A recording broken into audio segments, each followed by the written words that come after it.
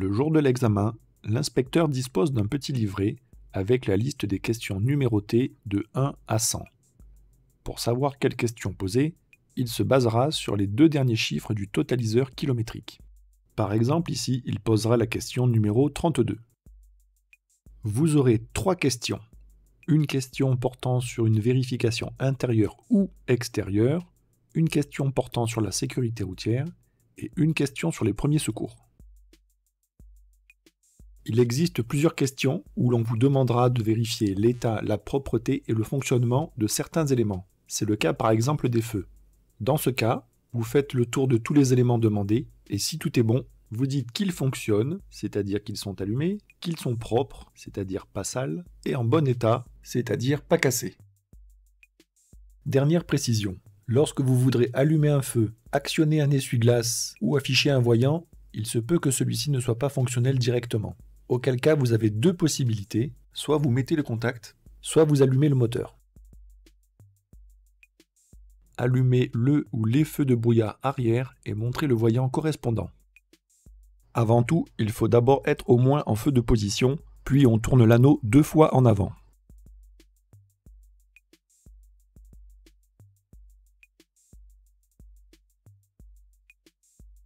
Pouvez-vous les utiliser par forte pluie?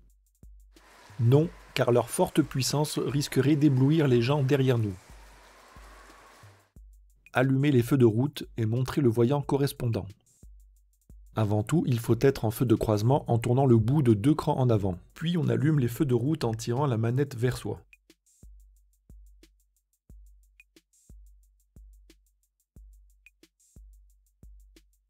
Quel est le risque de maintenir les feux de route lors d'un croisement avec d'autres usagers? On va les éblouir car les feux de route sont des feux qui portent loin et qui sont puissants. Il faut donc passer en feu de croisement. Ceci est valable aussi pour les usagers que l'on suit. De quelle couleur est le voyant qui indique au conducteur que le feu de brouillard arrière est allumé? Il est orange. Quelle est la différence entre un voyant orange et un voyant rouge? Le voyant rouge indique une anomalie de fonctionnement ou un danger. Il convient alors de s'arrêter immédiatement. Quant au voyant orange, il signale un élément important mais non dangereux. Montrez l'indicateur de niveau de carburant.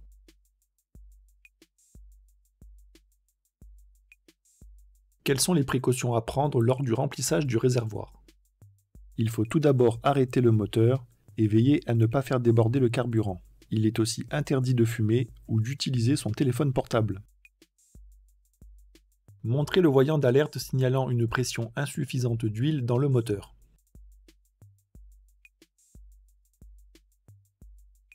Quelles sont les conditions à respecter pour contrôler le niveau d'huile? Le véhicule doit être sur un terrain plat et le moteur froid pour ne pas fausser la mesure. Montrez le voyant d'alerte signalant un défaut de batterie.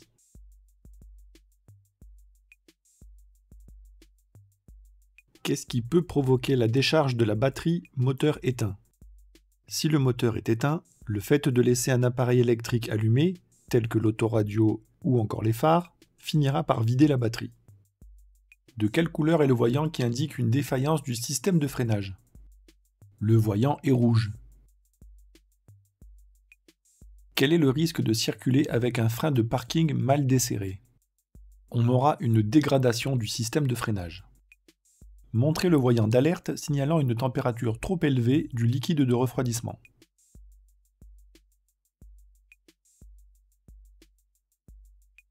Quelle est la conséquence d'une température trop élevée de ce liquide? On a un risque de surchauffe ou de casse moteur. Montrez le voyant signalant la mauvaise fermeture d'une portière. Pour le faire apparaître, pensez à entrouvrir votre portière.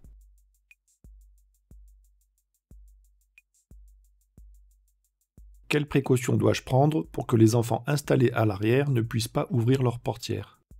Il faut actionner la sécurité enfant sur les 2 portières à l'arrière.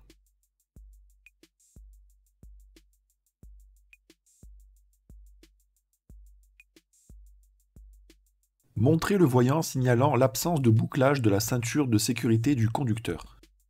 Pour le faire apparaître, pensez à détacher votre ceinture.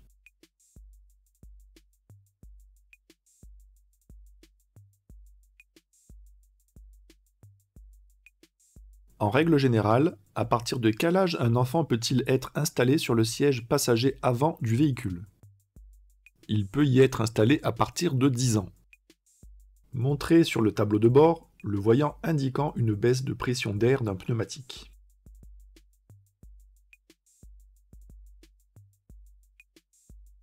À quelle fréquence est-il préconisé de vérifier la pression d'air des pneumatiques? Il est conseillé de le faire tous les mois, ainsi qu'avant un long trajet. Actionnez les feux de détresse.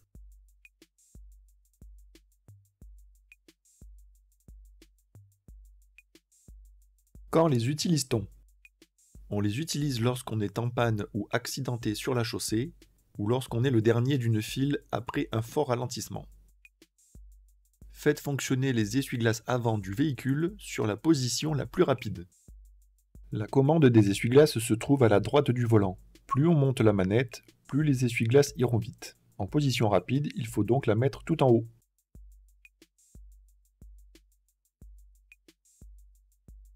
Comment détecter leur usure en circulation?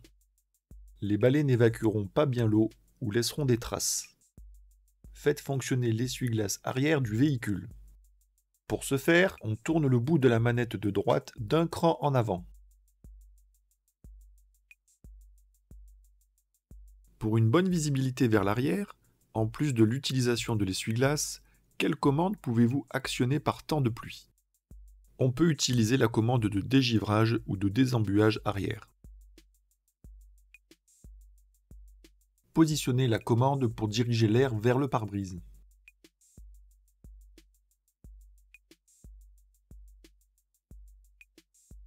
Citez 2 éléments complémentaires permettant un désembuage efficace. On peut augmenter la vitesse de ventilation, mettre la commande de température sur air chaud et actionner la climatisation. Actionnez le dégivrage de la lunette arrière et montrez le voyant ou le repère correspondant.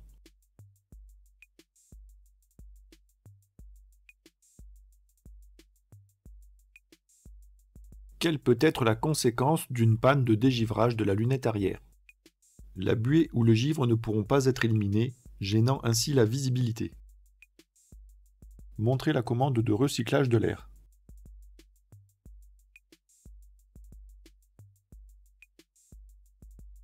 Quel peut être le risque de maintenir le recyclage de l'air de manière prolongée?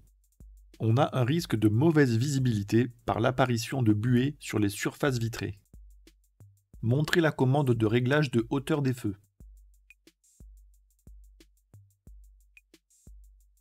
Pourquoi doit-on régler la hauteur des feux?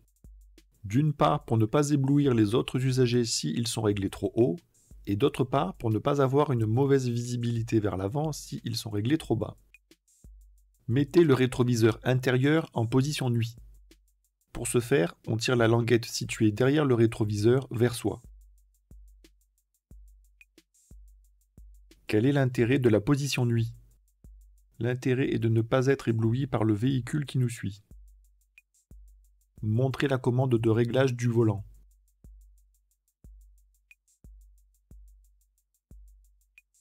Pourquoi est-il important de bien régler son volant? Citez 2 exemples. Pour le confort de conduite, l'accessibilité aux commandes, la visibilité du tableau de bord, l'efficacité des airbags.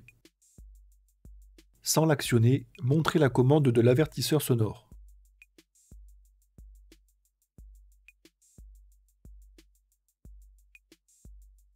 Dans quel cas peut-on utiliser l'avertisseur sonore en agglomération?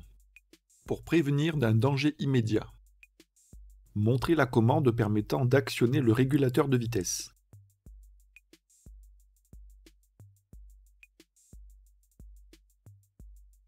Sans actionner la commande du régulateur, comment le désactiver rapidement?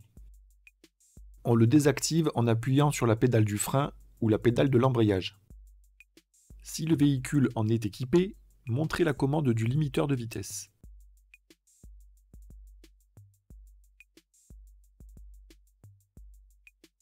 Quelle est l'utilité d'un limiteur de vitesse?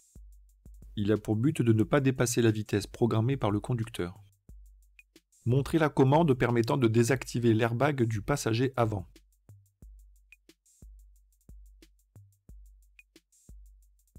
Dans quelle situation doit-on le désactiver? On doit le désactiver lors du transport d'un enfant à l'avant dans un siège auto, dos à la route. Montrez comment régler la hauteur de l'appui-tête du siège conducteur. Pour le monter, on le pousse simplement vers le haut. Pour le descendre, il faut le tirer vers le bas tout en appuyant sur le bouton latéral. Quelle est son utilité? Il permet de retenir le mouvement de la tête en cas de choc et de limiter les blessures. Indiquez où se situent les attaches de type Isofix dans le véhicule.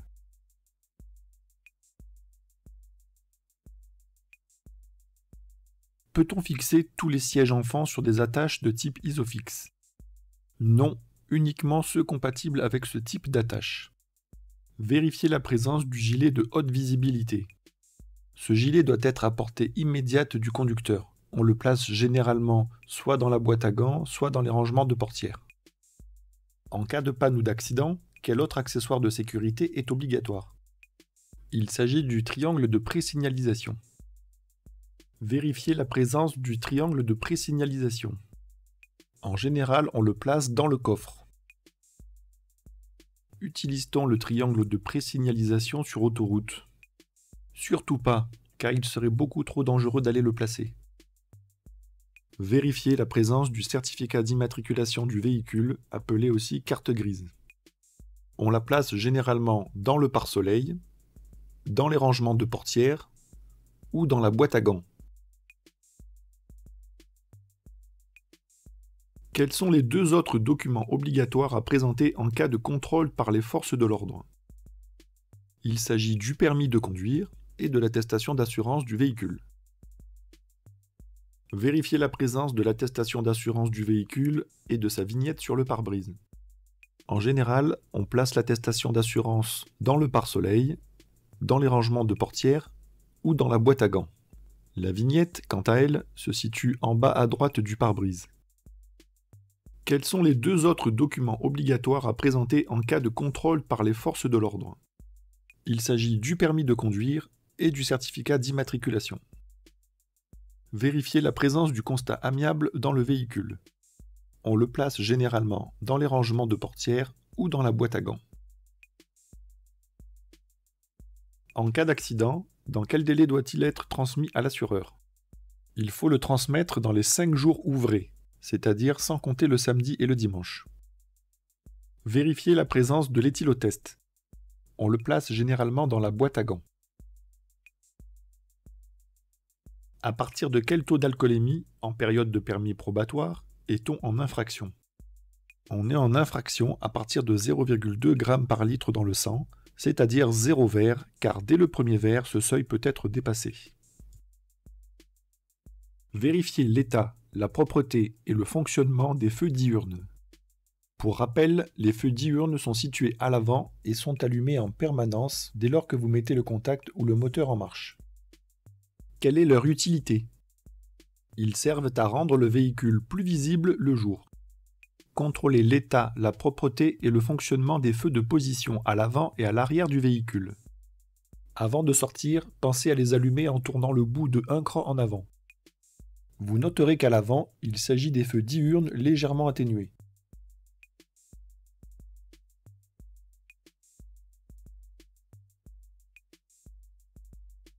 Par temps clair, à quelle distance doivent-ils être visibles? Ils doivent être visibles à 150 mètres. Contrôlez l'état, la propreté et le fonctionnement des feux de croisement. Tout d'abord, allumez-les en tournant le bout de 2 crans en avant.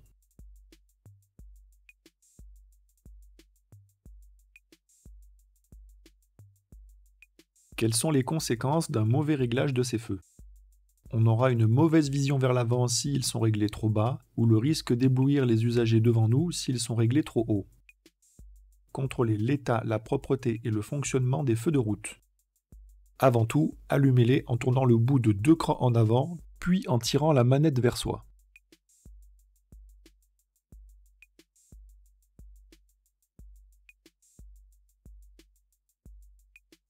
Citez un cas d'utilisation de l'appel lumineux. On peut utiliser l'appel lumineux pour avertir de son approche, en cas de danger, et à la place de l'avertisseur sonore. Contrôler l'état, la propreté et le fonctionnement du ou des feux de brouillard arrière. Avant de sortir, mettez au moins les feux de position en tournant le bout de 1 cran en avant, puis en tournant l'anneau de 2 crans en avant.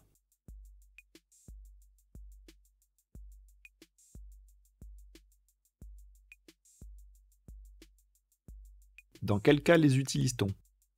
On les utilise par temps de brouillard et de neige. Contrôler l'état, la propreté et le fonctionnement de tous les clignotants côté trottoir. Actionnez le clignotant de droite ou de gauche en fonction du côté concerné. À noter qu'il y a 3 clignotants de chaque côté, un à l'avant, un à l'arrière et un sur le côté que l'on appelle répétiteur latéral. Quelle est la signification d'un clignotement plus rapide? Si le clignotement est plus rapide, cela signifie que l'une des ampoules est grillée. Les autres encore en fonction se mettent alors à clignoter plus rapidement. Contrôler l'état, la propreté et le fonctionnement des feux de détresse à l'avant et à l'arrière. Avant de sortir, pensez à les allumer. Le fonctionnement des feux de détresse consiste en l'allumage simultané de tous les clignotants. Dans quel cas doit-on les utiliser? On doit les utiliser en cas de ralentissement important ou en cas de panne ou d'accident sur la chaussée. Avec l'assistance de l'accompagnateur, contrôlez l'état, la propreté et le fonctionnement du ou des feux de recul. Si vous le faites vous-même, pensez à éteindre le moteur et à enclencher la marche arrière.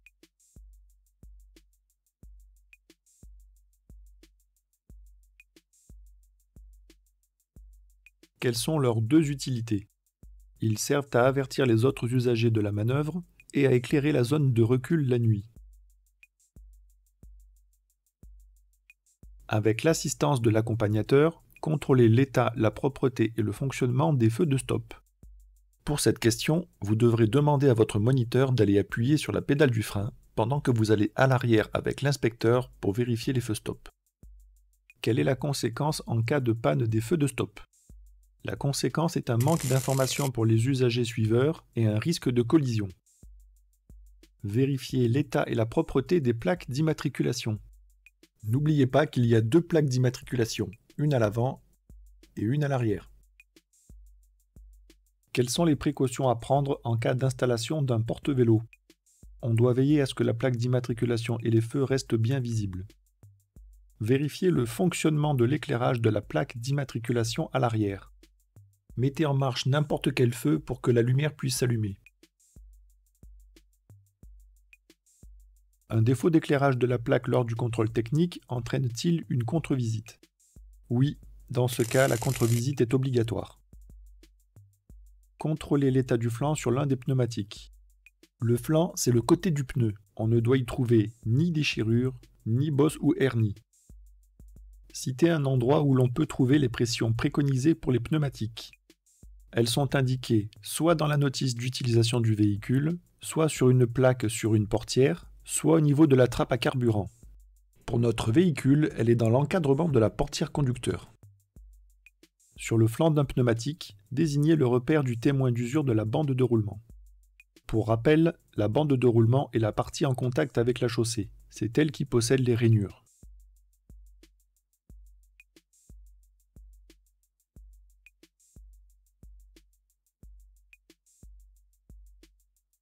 Qu'est-ce que l'aquaplanage et quelle peut être sa conséquence? L'aquaplanage est dû à la présence d'un film d'eau entre le pneumatique et la chaussée, pouvant entraîner une perte de contrôle du véhicule. Cette pellicule d'eau apparaît lorsque le pneumatique n'arrive plus à l'évacuer. À l'aide de la plaque indicative, donnez la pression préconisée pour les pneumatiques arrière, véhicule chargé.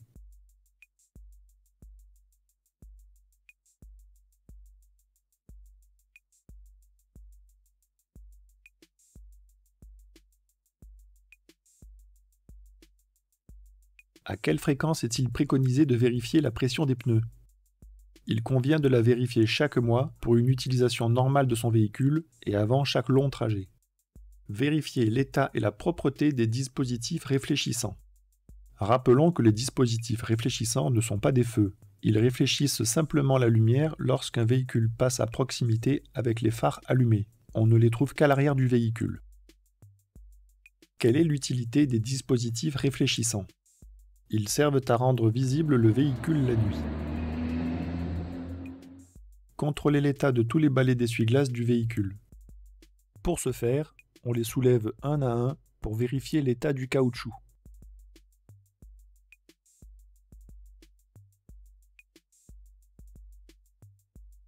Quel est le risque de circuler avec les balais d'essuie-glace défectueux?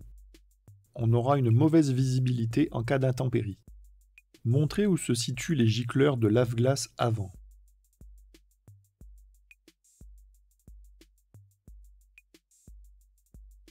Quelle est la principale conséquence d'un dispositif de lave-glace défaillant? On aura une mauvaise visibilité due à l'impossibilité de nettoyer le pare-brise. Ouvrez la trappe à carburant et ou vérifiez la bonne fermeture du bouchon.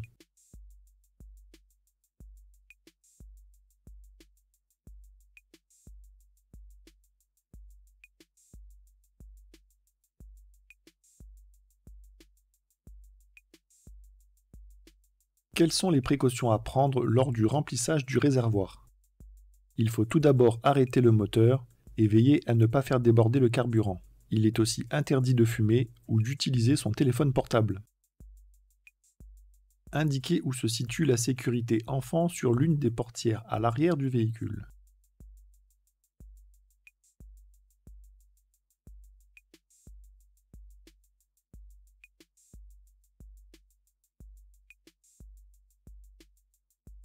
Si la sécurité enfant est enclenchée, est-il possible d'ouvrir la portière arrière depuis l'extérieur?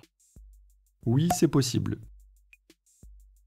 Procédez à l'ouverture du capot, puis à sa fermeture en vous assurant de son verrouillage.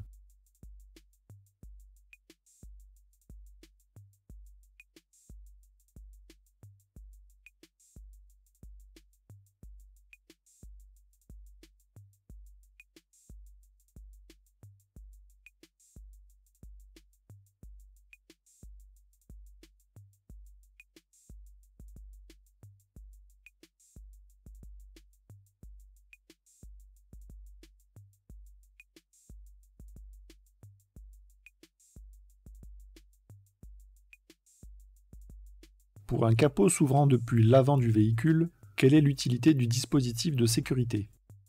Il empêche l'ouverture du capot en circulation en cas de mauvais verrouillage. En roulant, quel est le risque d'une mauvaise fermeture du capot? On a le risque que le capot s'ouvre, pouvant entraîner un accident. Montrez l'orifice de remplissage du produit lave-glace.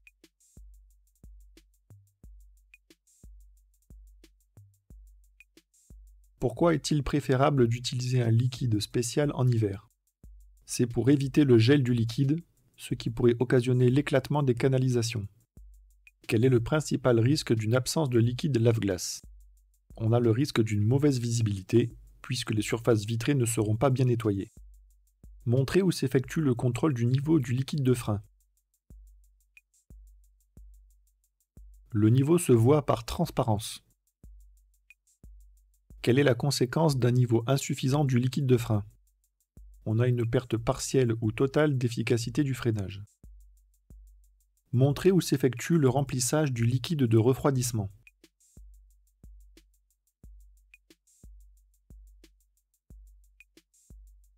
Quel est le danger si l'on complète le niveau du liquide lorsque le moteur est chaud? On a un risque de projection et de brûlure car avec la montée en température, le liquide est sous pression. Montrez où s'effectue le remplissage de l'huile moteur.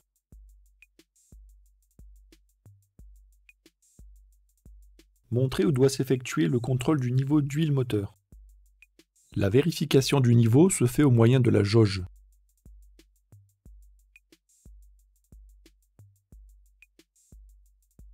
Il doit se situer entre le minimum et le maximum. Quel est le risque d'un manque d'huile moteur? On a un risque de détérioration ou de casse du moteur. Montrez l'emplacement de la batterie du véhicule.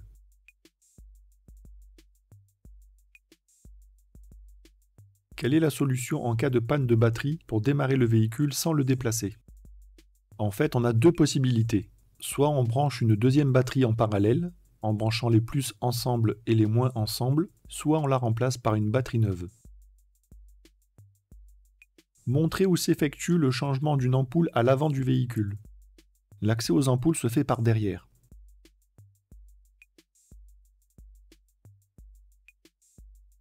Quelles sont les conséquences en cas de panne d'un feu de croisement? On va avoir une mauvaise visibilité et le risque d'être confondu avec un deux roues. Ouvrez et refermez le coffre, puis vérifiez sa bonne fermeture.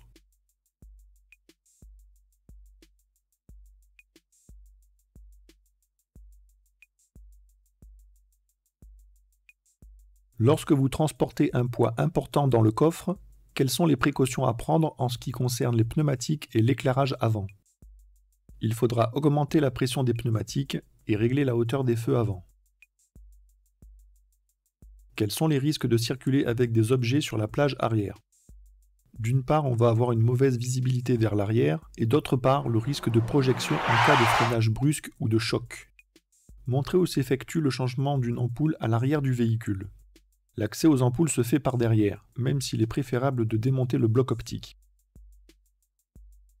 Quelles sont les conséquences en cas de panne d'un feu de position arrière? On a le risque d'être mal vu et un risque de collision.